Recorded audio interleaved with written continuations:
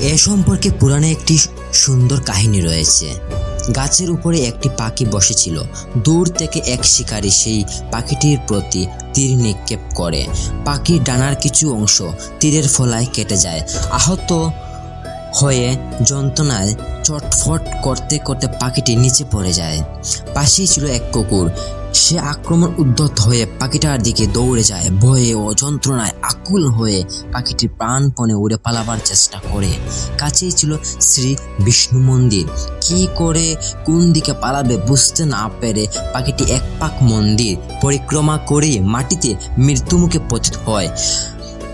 বৃহৎ নারদীয় পুরাণে এই কাহিনী বলা হয়েছে। সেই পাখি ভগবানের মন্দির পরিক্রমার ফলে ইহজন্মে পাখি শরীর ত্যাগ করে বৈকুণ্ঠ জগতে ফিরে যায়। হরে কৃষ্ণ। অবশ্যই আমাদের ভিডিওটি ভালো লাগে সাবস্ক্রাইব, লাইক, কমেন্ট এবং শেয়ার করবেন। হরে